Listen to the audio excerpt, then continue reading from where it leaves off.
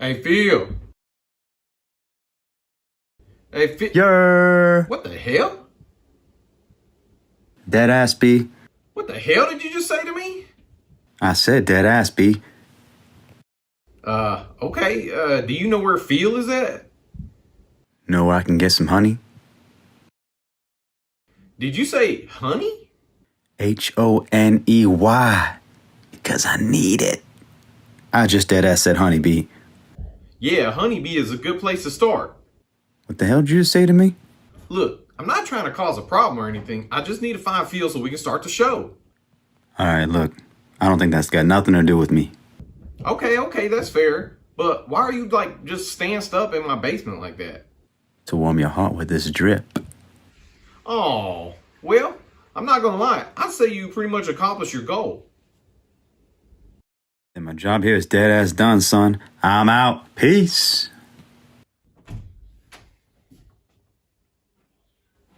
Yo, Neil, who were you just talking to? Oh, well, there was this Pooh Bear, right? And he was wearing Timberland boots, and he was just so cute, Phil. I mean, you should have seen him. What the hell did you just say to me? You know what? Never mind. Let's just go ahead and start the show. Coming to you live from the most meme admin hosting corner of the internet, it's Late Night with Chill Neil. Tonight, Wednesday, April 7th, we have admin of meme page, Users Lose Drugs, John Brady. And admin behind many pages including slow heavy metal music playing and Pooh and Timbs, Jason Cantu. With special musical guests Chill Neil and Jordan Joestar. Now here's your host, Chill Neil.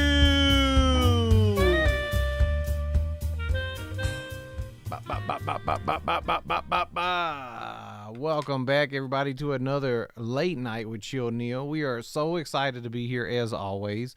We got some great guests lined up. We got some great sketches and music lined up. I mean, I just don't really know if all of y'all are properly prepared. Y'all might need to get another, set of underwear lined up over to the side, perhaps.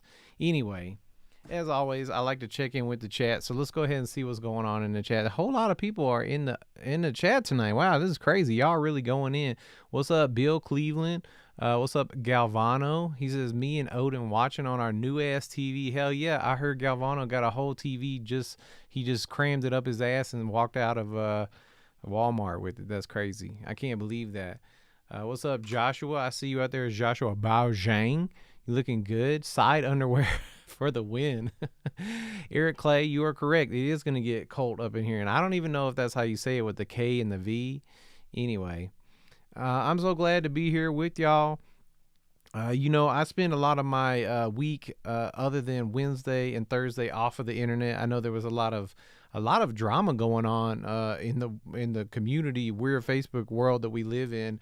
And I think it's good that people can log off. That will help you become, detached from some of that drama. You don't have to get involved with it. If it feels weird to you, if it feels like it's too much, just log off. It's okay. And, you can still support your friends in all kinds of different ways. If they feel like you didn't, y'all need to make up in other places other than, on Facebook posts and comment threads. Anyway, I still want y'all to know that I love you very much. And I'm really, I'm here for you one way or another. Anyway, let's go ahead and welcome our first guest. I'm getting a little feedback actually from my headphones, but let's go ahead and welcome our first guest of the night, admin of meme page Users Lose Drugs. Let's welcome John Brady to the show, y'all. John, welcome to the show. How are you doing?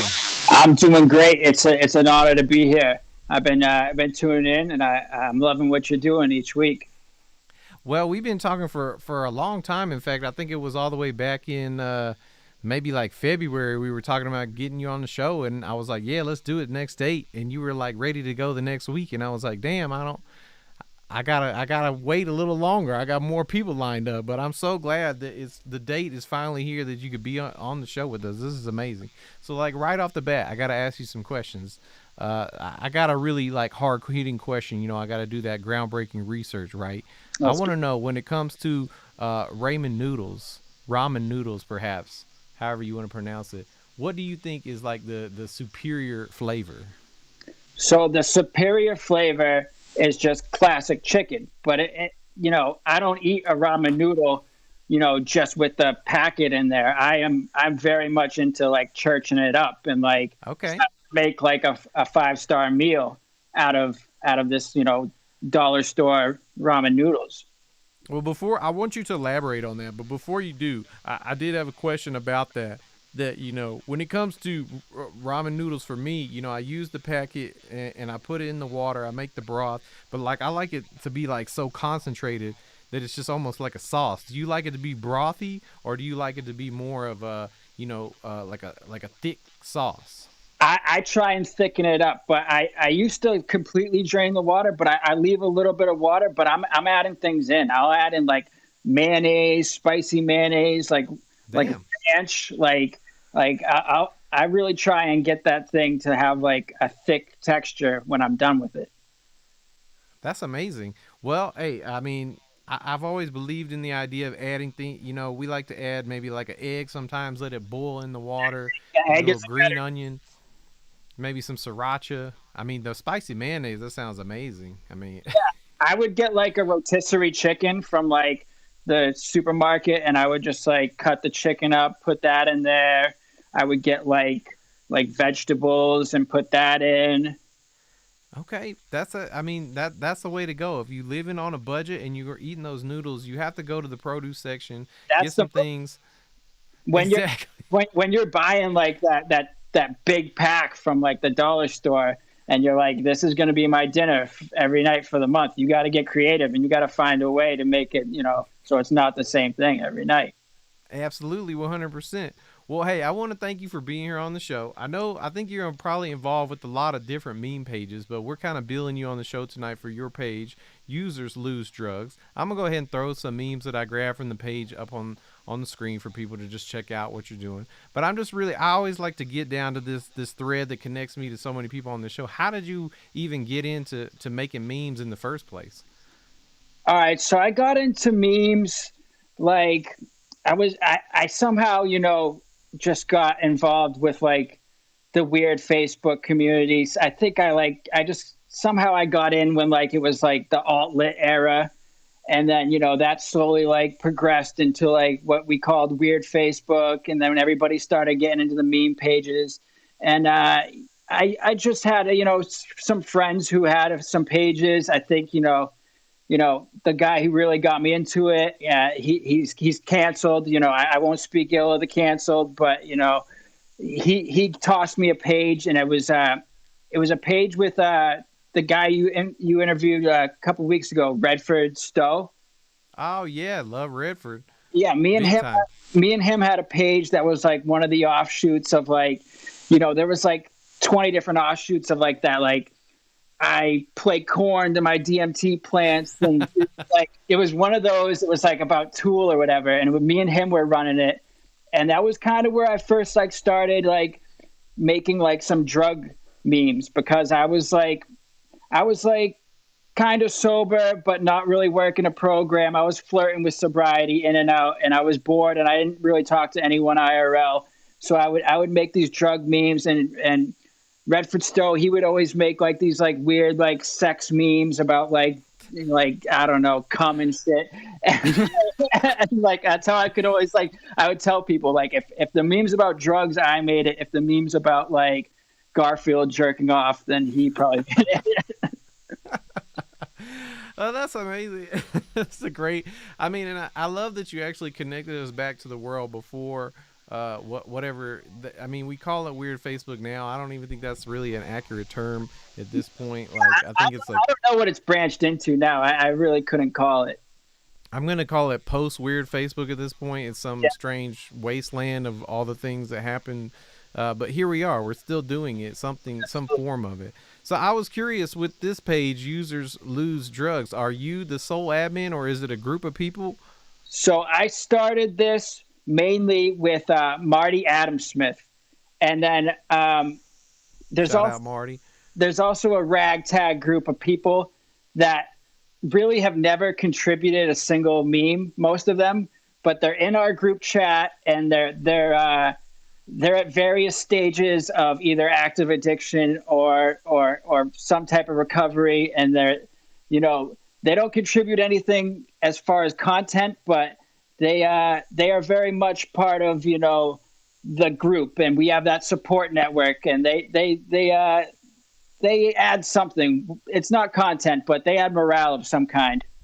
Damn, that's amazing. Well, I know how important it is in group chats. Sometimes ideas just develop, things bubble to the surface from conversations, and I think that's extremely important to have those communities, especially when you talk about it in that way, that it's like almost a support community. If people aren't making memes, y'all are able to share, prop each other up, and maybe some memes come out. But I never would have guessed that from just looking at the page. But I don't know, man. I want to ask you, I mean, I really enjoy and I appreciate, the memes about the struggle with sobriety. I mean, y'all don't really shy away from the darker parts of addiction, and y'all are willing to look back at like the lowest parts of dealing with that with like levity, and I feel like that's so important. So many things about sobriety and working programs, I often feel like it just got this self-righteous tone, and like, looking at y'all's page, it feels real. It feels like, there's always a story behind whatever the meme was. I mean, how big do you feel, humor plays into that journey that everybody can be going through like that? I think it's huge. You got to be able to laugh at your both your addiction and your recovery, because it's honestly just like such a dark place that like you're either going to laugh or you're going to cry.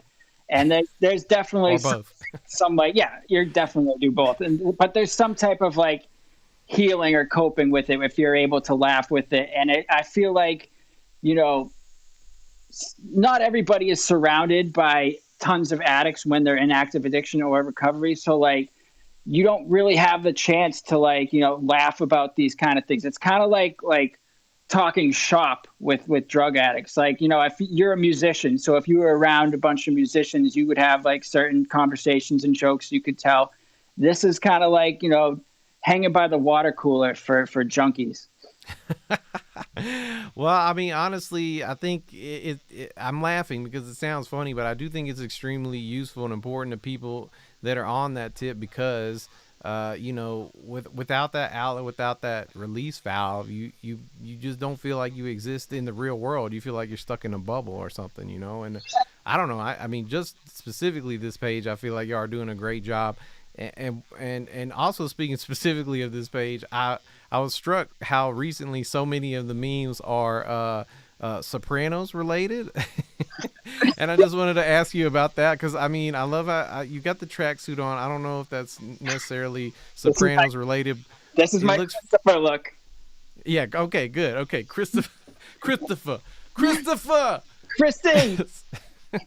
Sorry, I digress. But yes, okay, so I do enjoy The Sopranos. It's just like, for me, as far as pop culture goes, like reaching about as high art as you could call, any part of pop culture. Is Sopranos just right for making memes, or is there parts of it that relate to making memes about sobriety, that connect differently? One, I'm just a huge Sopranos fan. I think Sopranos was like the peak of culture. I don't think like, if I could get like one of those Men in Black like mind eraser things, I would just erase my mind and watch The Sopranos again for the first time. Oh, hell yeah. That would be like the greatest moment of my life. But I honestly, I just found like a Twitter account that like posts like, it's just like Sopranos screen grabs or something. And like, I just noticed that every time they posted something, somehow I was able to flip it into a meme about addiction or recovery. And I've just been doing that for like the last like 3 weeks, but other people are starting to comment on it and notice it. So it's definitely becoming a trend. I feel like, it's weird to think about how The Sopranos is it over 20 years old now, but it still resonates so strongly, in culture, like with memes especially, but in general. I agree with you. It's just a really high mark. I mean, it was a different type of show, when it came out. There's so many shows that were spun off of it, but I mean, we've referenced it a couple times on the show because it's just you can't escape it. It goes everywhere and it comes with us. Yeah. Gabagool. Gabagool. I think like, I don't know if there's ever been like a show, like I love how it just captures like just like how dumb everyone is. Like everyone in the show is just kind of like stupid. And then like the way they like it just deals with everything, I also love how like dreams play a big part in it. Like, I don't know. It's just my favorite show. I don't think they'll ever. They're making a new one though, aren't they? I think they're making a prequel movie with what's his name? Gandolfini's son is gonna play young Tony Soprano. So that should be interesting. Rest in peace, James Gandolfini, man. Let's just say that. Let's get Absolutely. that. We lost a legend there. I mean, way too early. God, it's just terrible. But he did so much good for all of us. I mean, if you love that show, just one, little thing. Well, hey, this is going to be probably a little bit awkward, but I would maybe in most cases say a friend of the show, but he's not really my friend. But this guy that I know is named Jeffrey McCatthews, right? He's been involved with my stuff for a while, and he really liked your page. And he's been doing kind of similar things, and he wanted to kind of like, he wanted to see if maybe he could pitch you a video for an idea he had to maybe combine what y'all are doing with what he is doing. Would you maybe, give it a look? I think it might be pretty cringe, but maybe you could just do me a favor and look at it, and I can tell him that I showed you and you weren't into it. That's funny because we are currently accepting pitches as a group, so I would love to hear it. All right, well, let's go ahead and hit it. Phil, you're in the control room. Can you play that video for us? All right, here we go. That's right, friends. It's me, Jeffrey McCatthews, and I'm back again. You may know me from my famous life-changing program, Healthy Living Without Clout. Well, now I'm here to help you deal with all of your crippling addictions beyond even your clout-chasing lifestyle. That's right, in a partnership with the popular meme page, Users Lose Drugs, I developed my own addiction recovery program. This program is focused specifically on helping you escape the grips of alcohol and drug addiction by enabling you to lose those substances on a regular basis. That's right, that six-pack you just picked up, oops, I think you might have left him on the top of the car before we drove away. That eighth of weed that you just got from your plug with a couple of Percocets, oh blimey. Seems that you left those in the pocket of your hoodie just before you did the laundry. And if you feel like you would need some help losing your drugs, you can't do it on your own, we can package them up and send them to me, to my own address. That's right, P.O. Box 42069, Denver, Colorado, and I will help you lose those drugs myself. Let's hear a testimony from one of the band members of the popular pop group, the EBDBs. What a success story of how they learn to lose drugs. Oh man, I used to be real bad off. I mean, honestly, you couldn't name a substance that I hadn't abused, but then I met Jeffrey McCatthews. And what? After his 12-step program, I couldn't pick up a bottle or a pill without it disappearing within about 2 minutes. And I mean, I have no idea where any of those things went, but that's how I got off my addictions, thanks to Jeffrey McCatthews. And this is one of a number of lives that I've changed thanks to Users Lose Drugs. Now let's hear a song from the EBDBs to help us really just channel this energy. Hit it, EBDBs.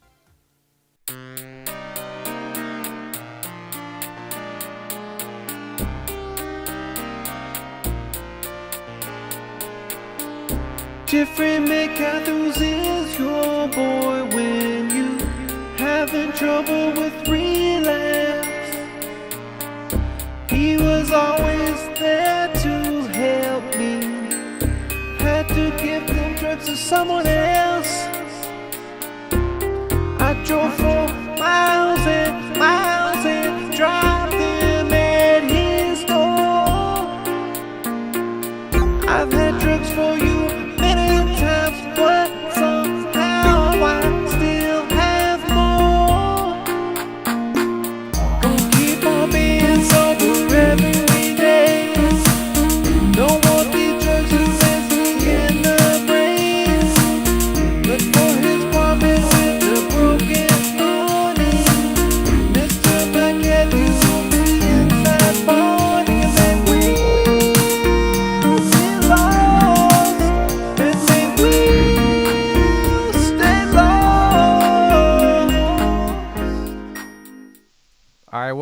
sorry, John. I had to cut that off. I didn't know they were going to play that song. I think that was going to get me a copyright flag for that.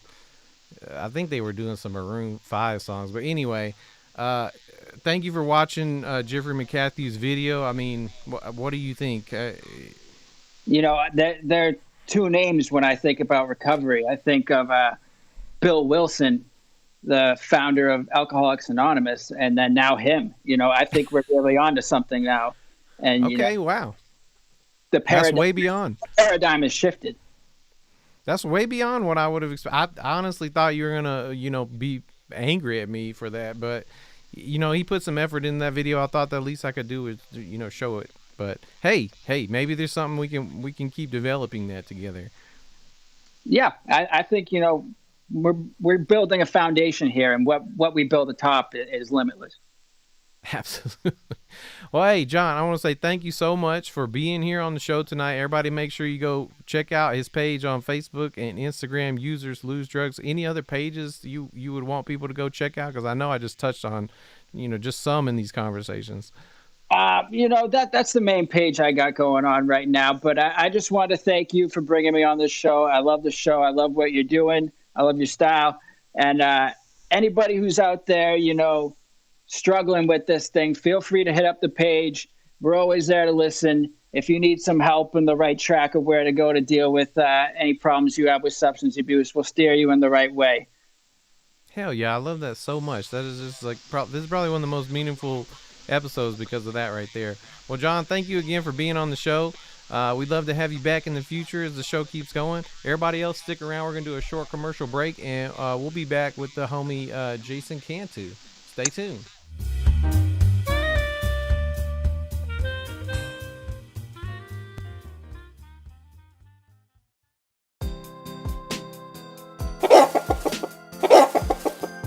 We like our chickens the long way. The long chicken. 2 actual feet of chicken. So much chicken. Chicken. Burger Bing.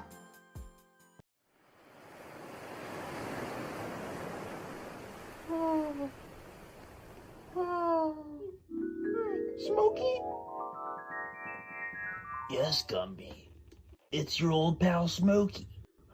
I was off in the dream stream.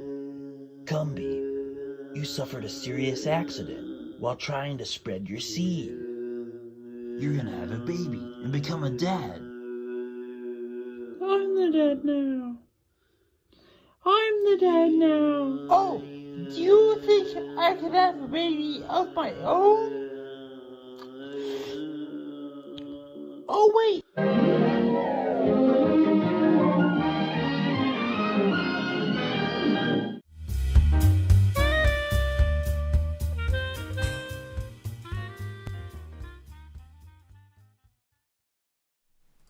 All right, everybody, welcome back. We are here with the homie. Hold on, let me get these memes down. We are here with the homie Jason Cantu. Welcome to the show, Jason. How are you doing tonight? Hey, what's up, man? Dude, glad to be here. I want to give a shout out to your Black Lodge doppelganger real quick, man.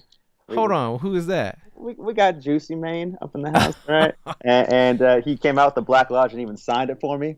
Damn. And, I was number 1 in his Patreon, and he treats me good because, he's the man. So, if you guys haven't picked this up yet, pick it up. It's on some nice orange vinyl. Holy shit, man. It's some good shit, man.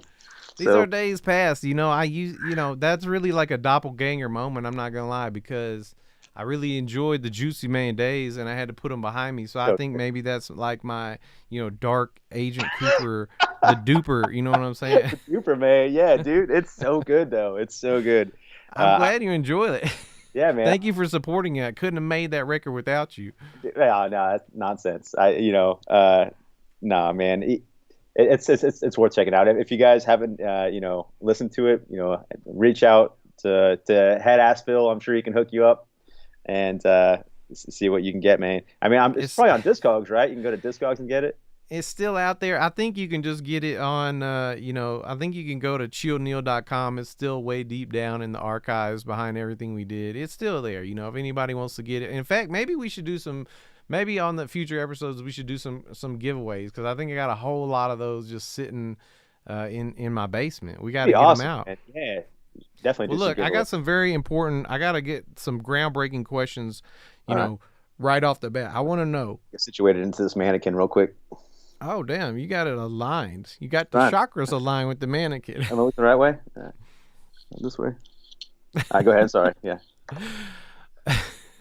The stream seems to be struggling. Let's see if everybody out there can still see us. I see my status light going up and down. Are y'all still with us? Can y'all still see us? I think so. Wait. Okay, viewers are still there. The green light is up. Okay, we're back. So I want to know, because I feel like you're an authority on this subject. Who do you think would win, Pooh in Timbs or Baby Yoda in Timbs? Man, oh wow. I see.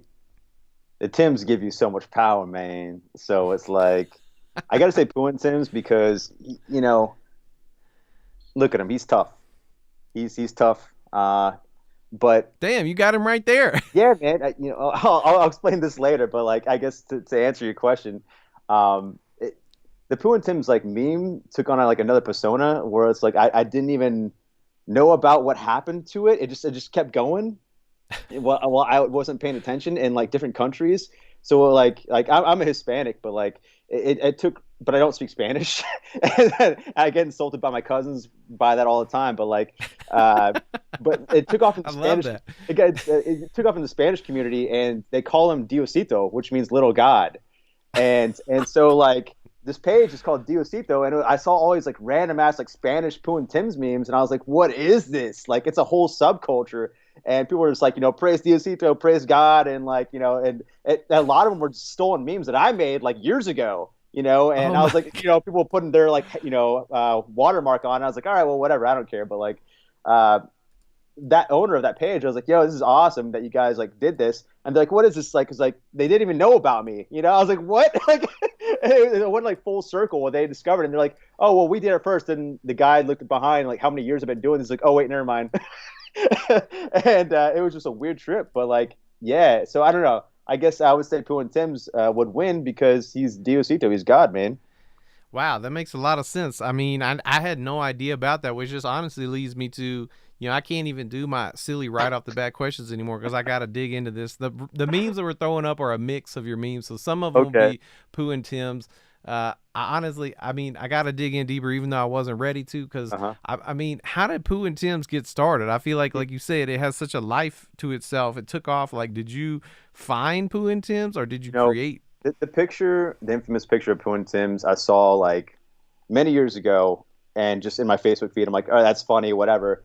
But then it wasn't until like a week or two later, John Truly, Cabbage Cat, posted like the same picture and then started making memes of him over and over again and stuff. I'm like, that's hilarious.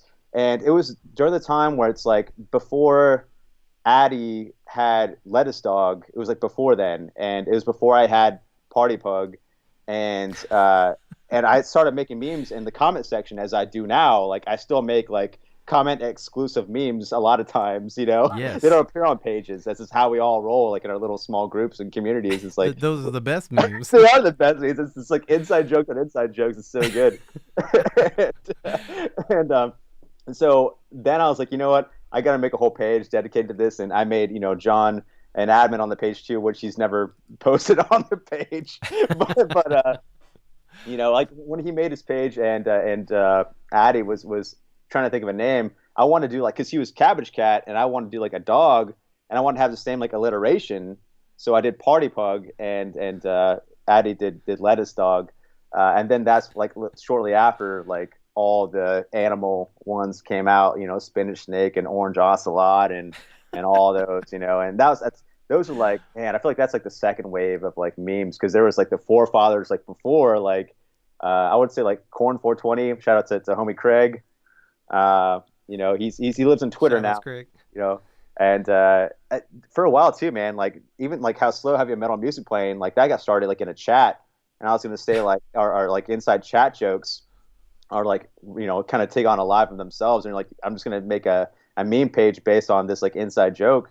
and then it just explodes out of nowhere.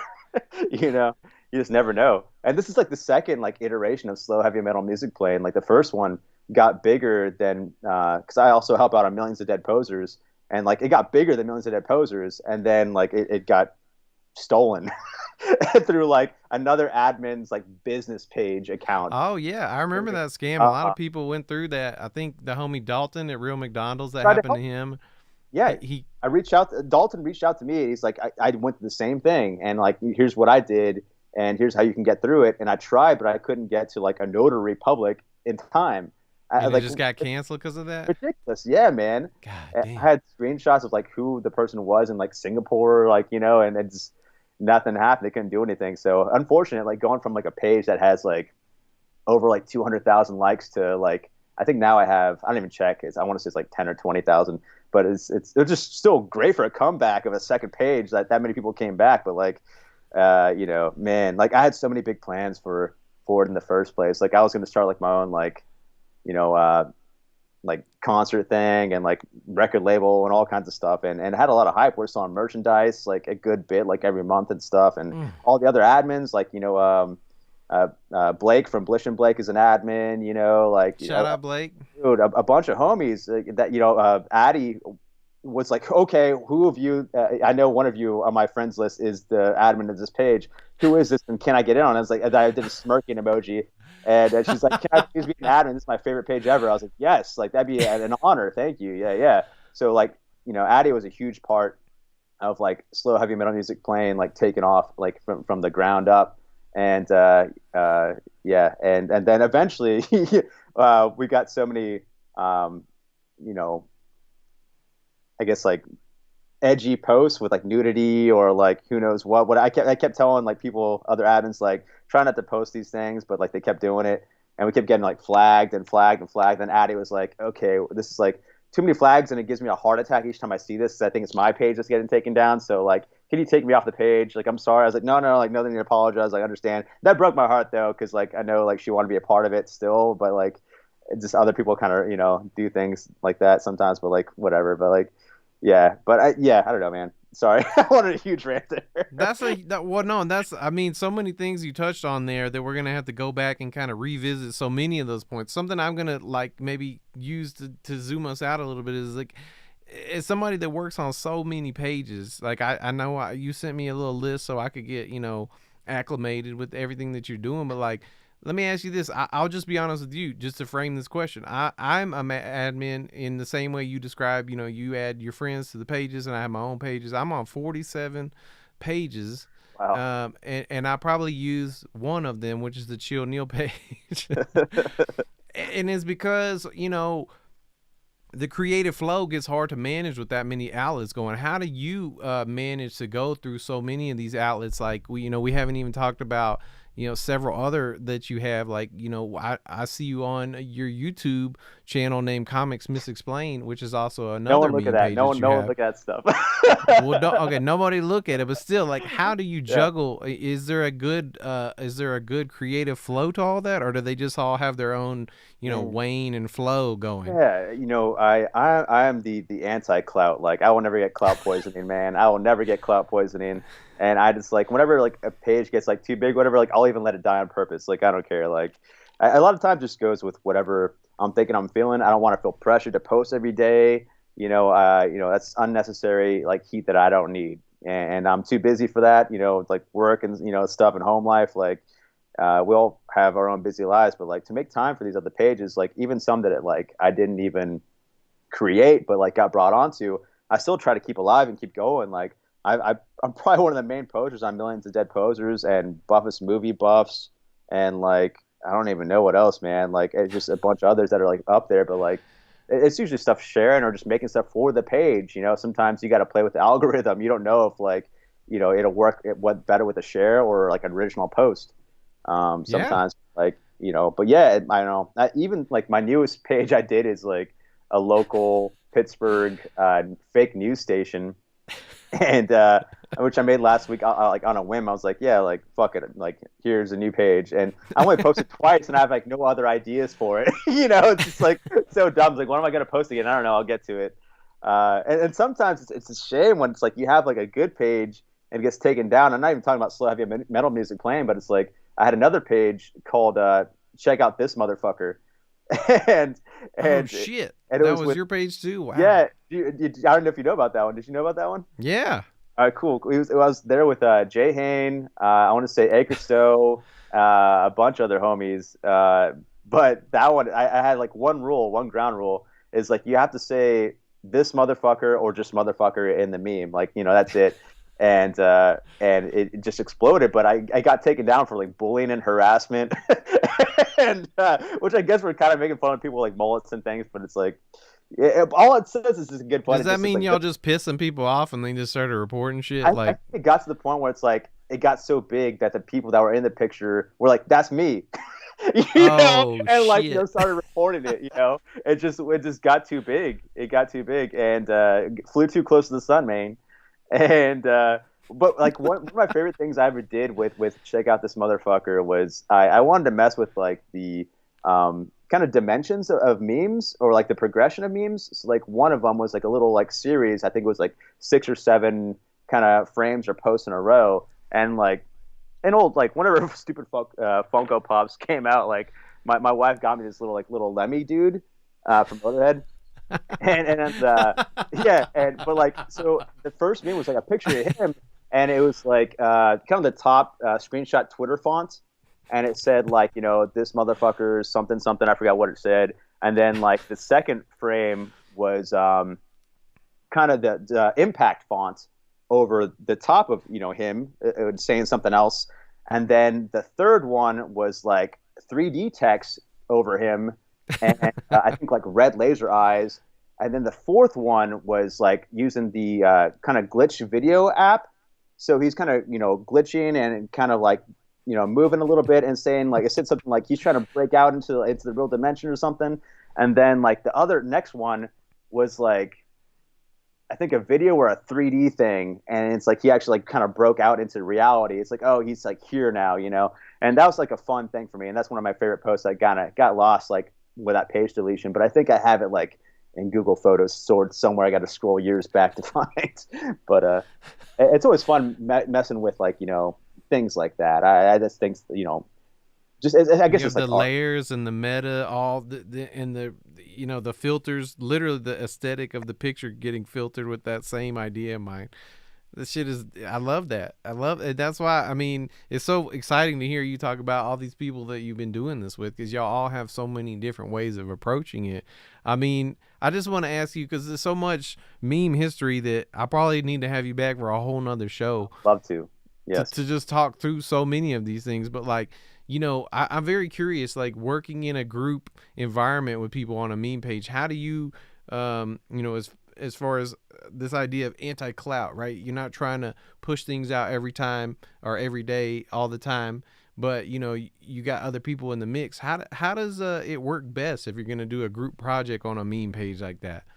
I guess like if you're like the founder, the guy who started it or the person who started it, like you can kind of direct and tell people like, like for instance, check out this motherfucker. It's like you have a main directive is like, you got to at least say this in it. It's minimal. Like still have music playing. You got to at least have that at the bottom. You know what I mean? It's like small detail like that, but like, and then post whatever you want, do whatever you want. Just make sure there's like no nudity or no blood or guts or like. Are you saying you have to observe community standards? Is that what you just told me? Yeah. I mean, it's like, it's simple rules, guidelines. You don't want to get yourself like zucked, like at least like, being edgy, it's like you don't have to be edgy to be funny, you know what I mean? Like there's so many other ways to like make the point across and be good. But like if you're like from a lot of other pages though, like for instance Millions of Dead Posers or like Buffus Movie Buffs, like those ones like I was brought onto, and that one is just like, I don't know, you just try to stick with a theme that was said before. Like I guess Millions of Dead Posers, like the number one rule is like every band and all music is bad.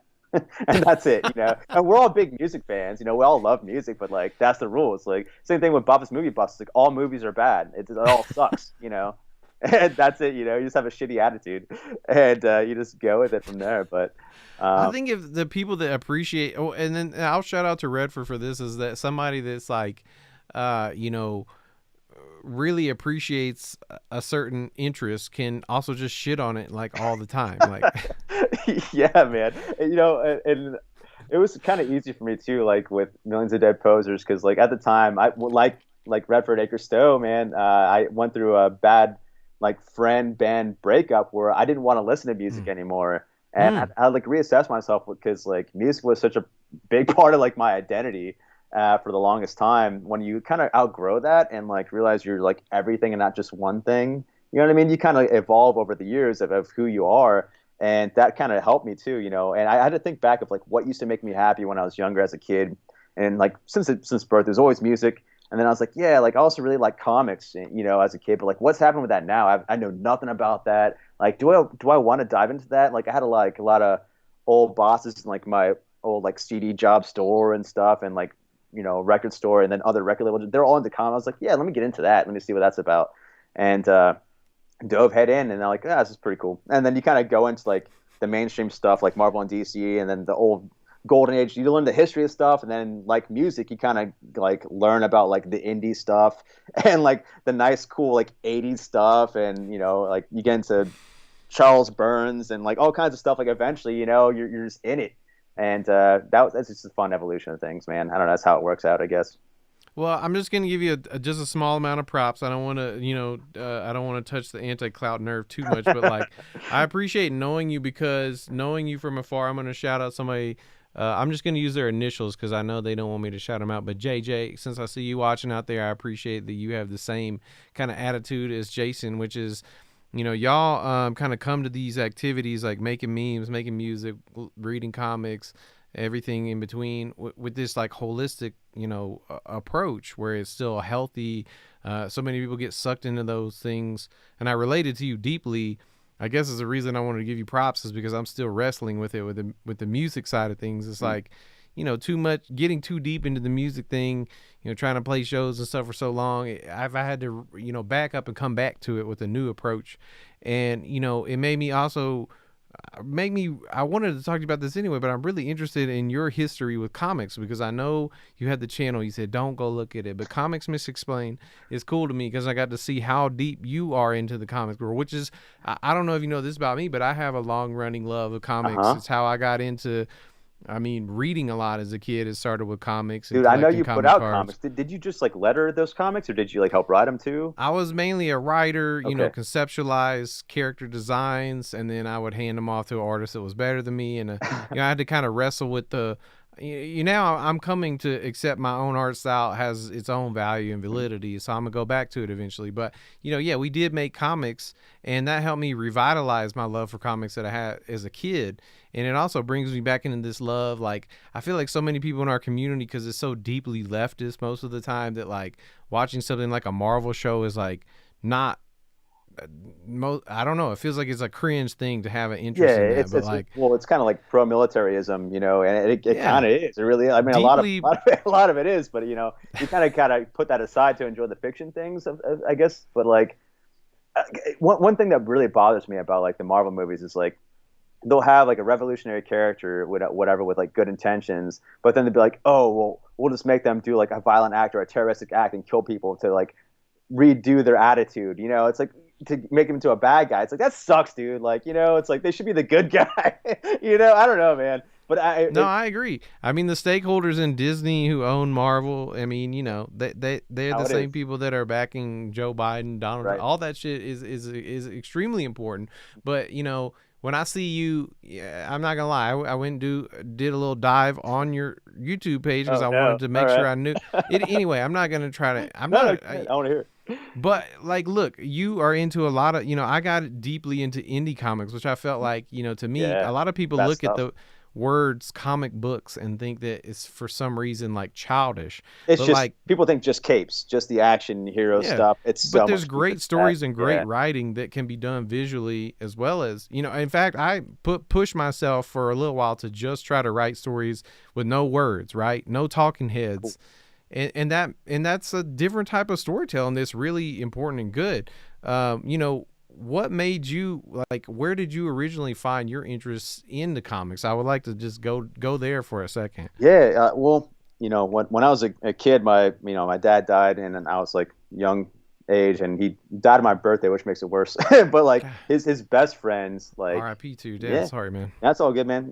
But like his best friend was like kind of like my dad growing up to a certain extent. Like he had his kid because he liked me so much, so they kind of like put us together, being friends, like raising us together. But like he collected comics since he was young. So like when he went to Vietnam, his mom thought he died and threw away like all his like number ones, his early stuff, his like golden age stuff. Fuck. And so like, yeah, it was just invaluable and heartbreaking. So he had to start his collection over. And even the stuff he had, like I remember going through and spreading them out. There's always like Hulk 181, like expensive ass like Marvel and DC stuff. And just like I remember like reading them, and probably creasing the pages and things, as a kid. He didn't care. It's just it's comic books, but it's like That's what they're really meant for, though. yeah. I mean, Now that stuff that was worth like thousands and thousands of dollars, like tens of thousands of dollars, which is insane to think of. But that's where my love of comics started. And he used to take me and my friend, his son, to like the comic book store every now and then as a treat, just to hang out, do kid stuff. And I remember picking up like it's like Spider-Man 2099 #1, like Oh, that's shit. not worth anything, really, but like, and then also one that kind of blew up this year was I forgot what issue it is, like Amazing Spider-Man, and it has this like golden holographic cover with like Venom and Spider-Man on them, and it says like Last Confrontation or something, and it's like apparently the first appearance of like Eddie Brock's like wife or something, and she's gonna be in some movie, and then that comic is like really expensive to get now. It's so stupid. I hate the whole entire speculator market, man, but like but that's just like Marvel and DC stuff. Like the way this like comics go in general, they're like it's like same thing with music. Like you get into like the regular based things of what you think you might like, and then you explore and you find different genres, and before you know it, you're like head deep into reading like occult black metal stuff. Like you never know. Like Yes. it just kind of goes that way. It's fun. It's a fun journey, and comics are like really do things that you can't do in movies and TV shows because it's an infinite budget.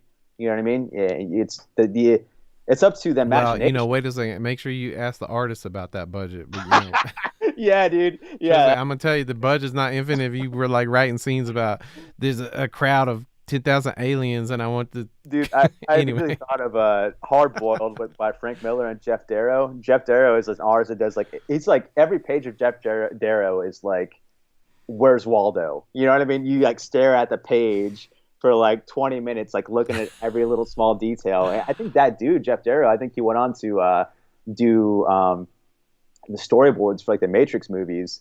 And so he came up with all the contraptions and things like that, like which is really cool. And you see that stuff in Hard Boiled, which is like super. Well, see, I gotta say that's a big part of even this show is like with reading comics, learning about storytelling, learning about storyboarding, learning about how to I'm not gonna act like this show is some kind of like visual masterpiece, but like at least I know how to semi-frame a shot. I mean, y'all can go back and point out shots that are not framed well, and that's fine.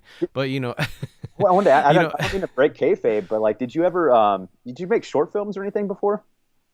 Well, I mean, my history growing up was in film, television, and theater. I spent a lot of time doing all that, and unfortunately, life events derailed me from that, and I ended up taking a trade, to make sure I could make ends meet. But yeah, my upbringing, all through high school up until about the last couple years of high school was all spent learning film, television, and theater. Backstage, I wasn't really an actor that much, but that shit was huge to me. It was what I wanted to do from a young age. That's why comic books resonated through that and informed me.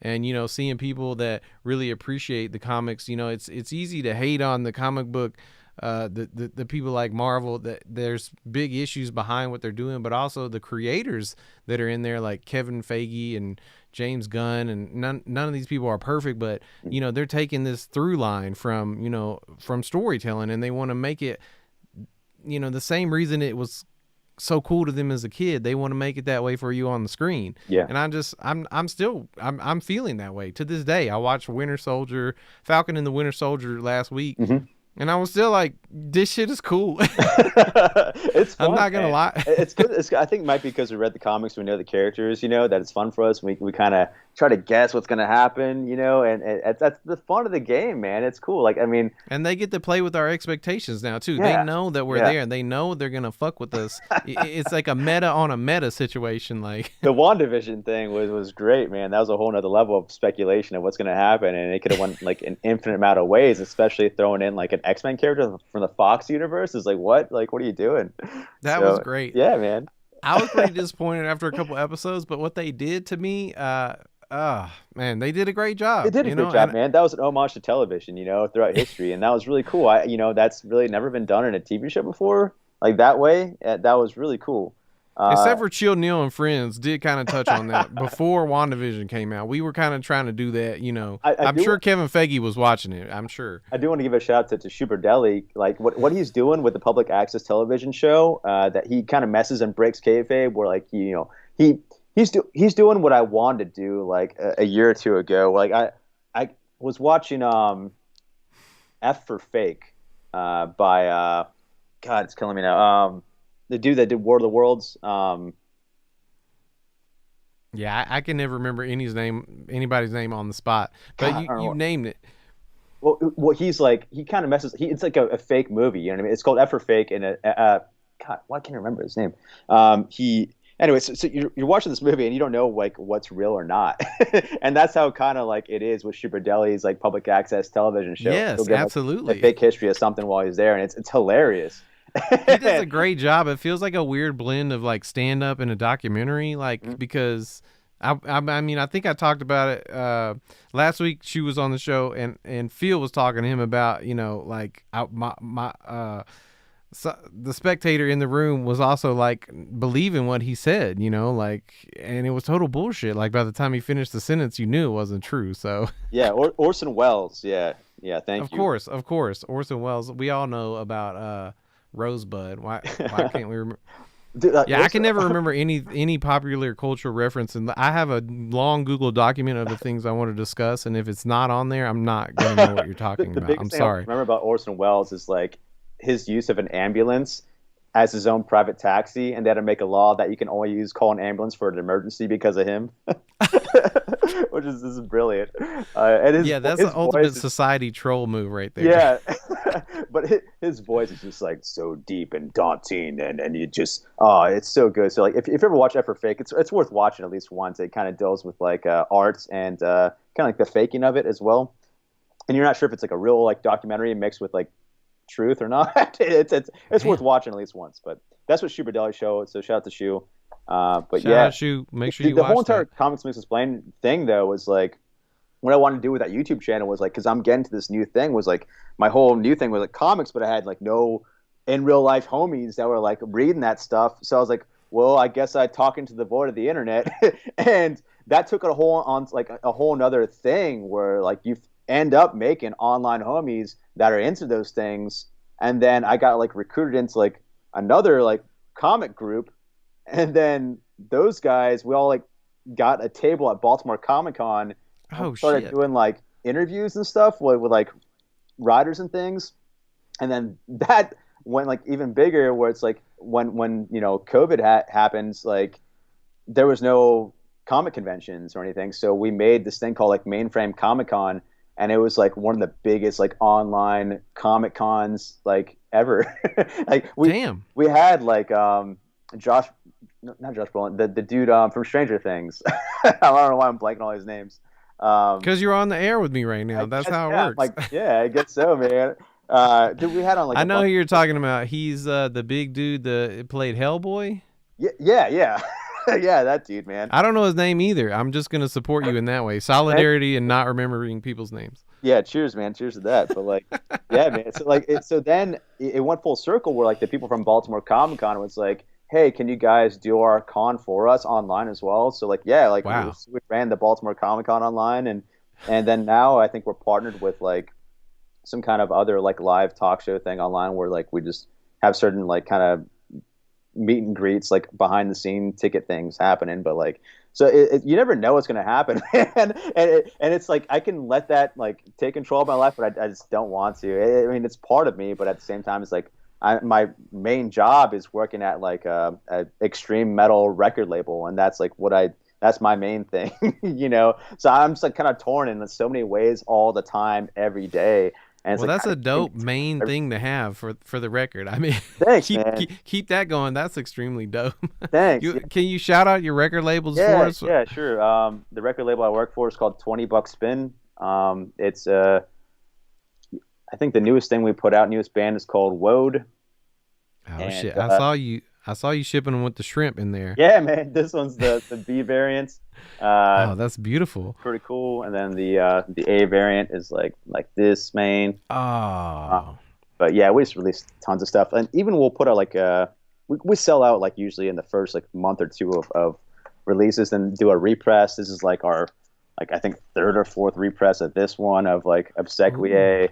And then one more got Cerebral Rot. This is like our let them out press, which is like a cool neon yellow highlighter color with like brown splash. But yeah, man. So like all I do is because music was a huge part of my foundation, man. Like when it was back as like my identity, I feel like music saved my life like so many times that like I still kind of revere it as that kind of thing for other people. And so I feel like I'm almost dishing and packing out Bibles every day. Like this could be the thing that like could save someone every day. So I make sure I inspect everyone, make sure there's no creases on the jackets, man. Make sure there's no scratches. Ship it out real good, bubble wrap and stuff, and send it on its way. So if you order from 20 Buck Spin, put a little comment in there and be like, holla at your boy. Make sure y'all go get them. I relate to that 100%. I packed up so many records, and I try to keep them so pristine. And I try to ask people, if it didn't get to you in a good way, let me know, because I know how the shipping people, it's just there's a lot going on. They can't always get there. Well, look, there's so many subjects, Jason. I really think maybe we will have to have another show, because I would like to keep talking to you. I know we could. For so much longer, but I'm gonna try to cap this interview off with the one of the last subjects we were talking about before the music came back up. Which there was a funny joke I'm gonna give you about those vinyls relating to your Funko Pops. Somebody said color vinyls are just the Funko Pops of music. Yeah. I think like, man. Yeah, people will buy one of every color. Like we have our regulars that buy one of everything, every single record, which is like multiple times a month, man. And they dish them and sell them and trade them like stocks, dude. It's ridiculous. I mean, you know what? One day maybe the power goes out and you just had to crank the fucking Victrola to listen to some music. Maybe it'll come in handy. Maybe it'll be like the most expensive or backbreaking move that you have to make because you got into vinyl over the pandemic. But that's okay. All right. So look, I'm going to volunteer something just to make this question easier, because I know it's not an easy question. Okay. Because you read a lot of comics, and we don't want to talk about the big two. Yeah. We want to talk about things underneath the two. Yeah. And I hope what I'm about to say is underneath. I think it's an Image comic, but if you were to recommend somebody that thought comic books were for kids or something, and you wanted them to just give them a chance to read something again, I'm going to recommend, this is what I've been giving to my friends for a few years now. I got into this comic called Fear Agent. Okay. I hate to say I can't remember the writer, but he moved on into bigger Marvel books. I want to say Hickman, but I'm probably wrong. I'm going to redact myself for that. But Fear Agent is a 6-volume graphic novel series. It's really fucking weird, violent, and goofy and funny. And if y'all haven't read comics in a while and you're looking for something to get into, I think you should give it a try. But if you had that same recommendation to give, it's funny. What would you? It's funny you said Hickman, because like one of my favorite comics of all time is called Black Monday Murders, and it's a Jonathan Hickman comic, and it deals with like a detective story mixed with the occult, mixed with like world economy. So I feel like a lot of people might find it boring because it deals with like a lot of money things and like economy and stock markets, but then in the occult part of it, and it's like really gory and weird, and they use like sigils, like occult symbols, and like there's like info pages like Hickman does. This is like prior to like the X-Men stuff, before Powers of 10 and House of X, like before he had this info pages, they were in like Black Monday Murders. That's really good. I do recommend Black Hole by Charles Burns.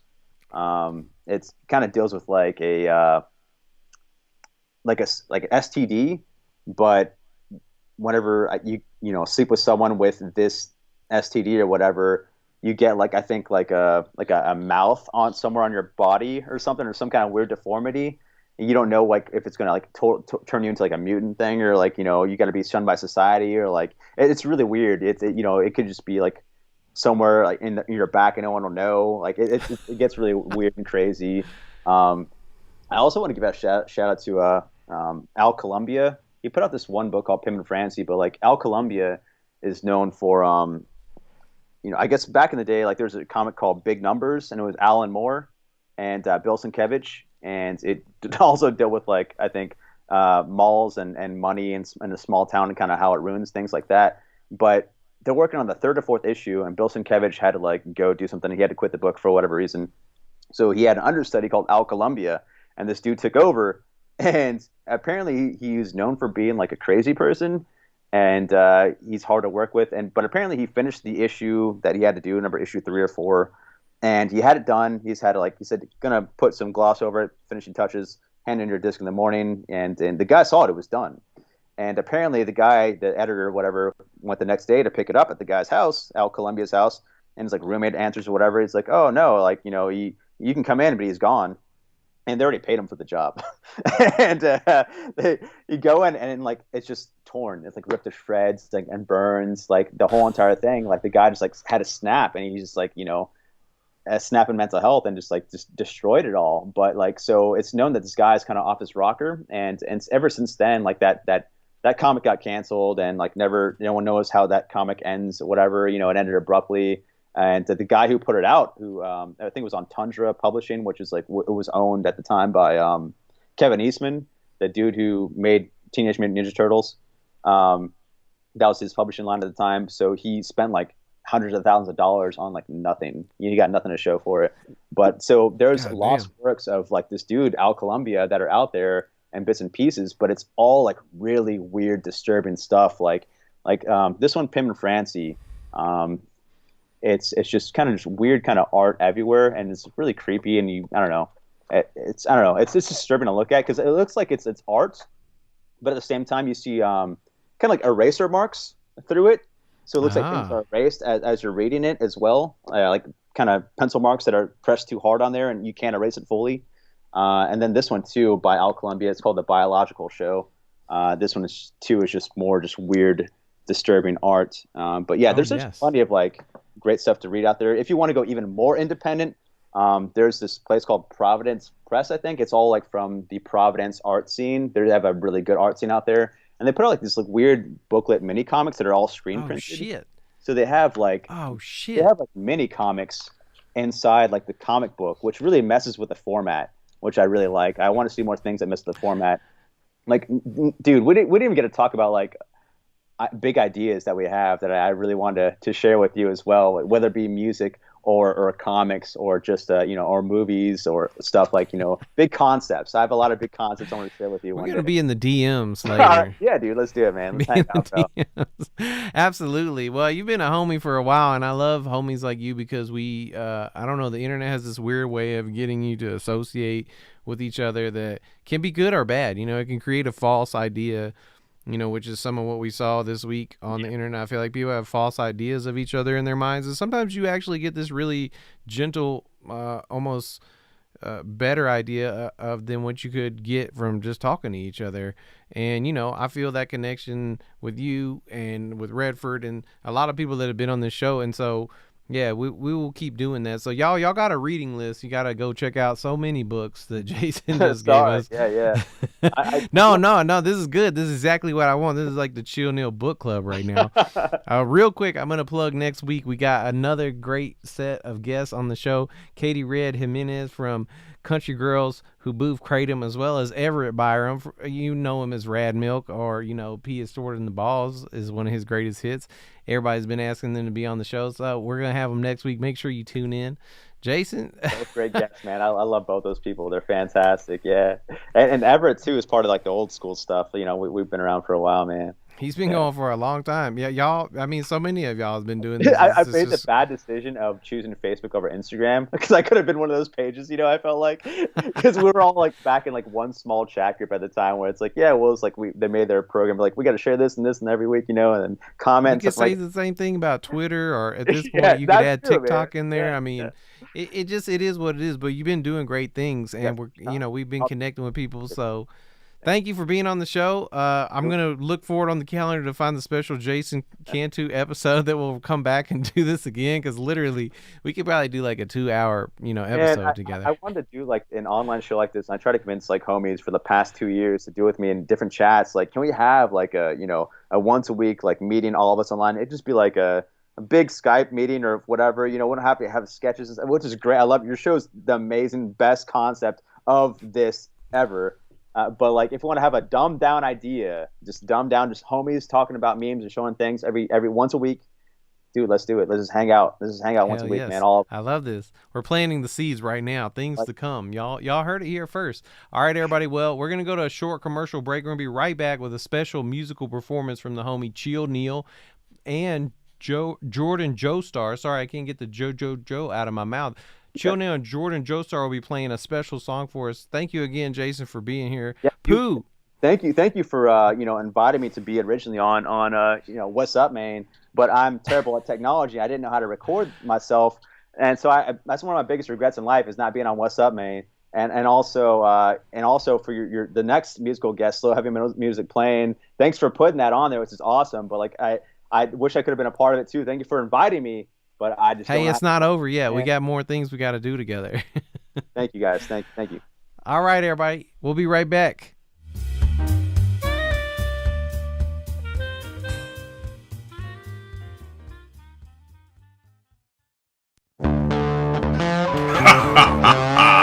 Look at those ribs. You buffoon. Have you ever seen anything more juicy and delicious? I bet you haven't even eaten a rib before. Come on down to Asshole's Ribs. We're mean as shit, but the food is great.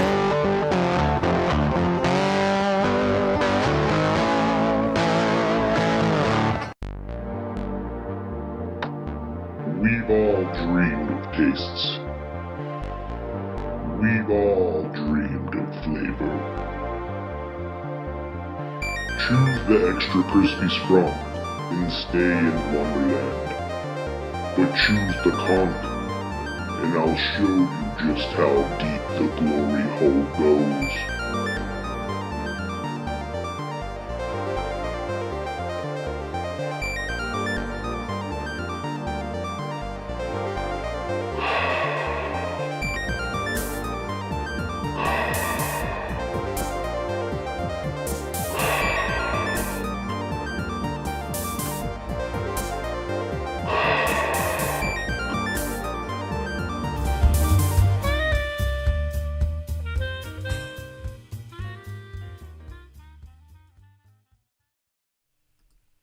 Wow, welcome back, everybody. I'm losing my ability to talk. It's been such a great show. It's been so deep.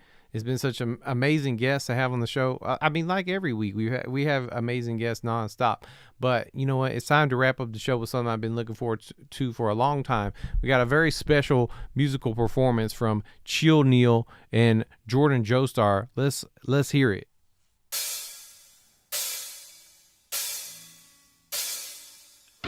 You guys thought hair was the only pork product we make songs about around here?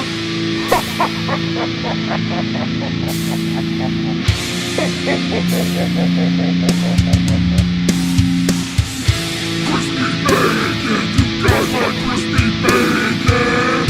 Crispy bacon, you guys like crispy bacon? Crispy bacon, you guys like crispy bacon?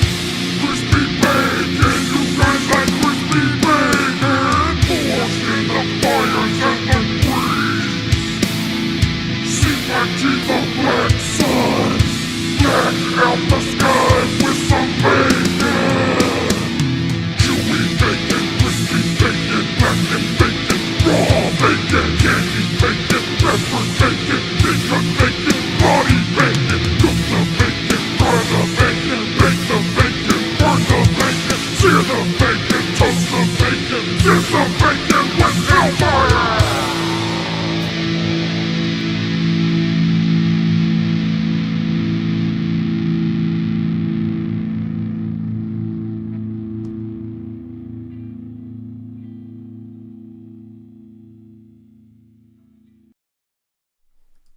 Wow. I really got out of the box there.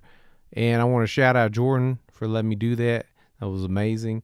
If I think the stream might have got like chugging along there, so sorry. We'll of course put out that music video separately from the show. Hopefully the remake will be the replay will be nice and clear. But yeah, thank you guys for tuning in tonight. Thank you to my guests John, Brady, and Jason Cantu. Y'all are amazing. I hope y'all tune in next week for another late night with Chill Neil. I love y'all very much, and that's our show for tonight.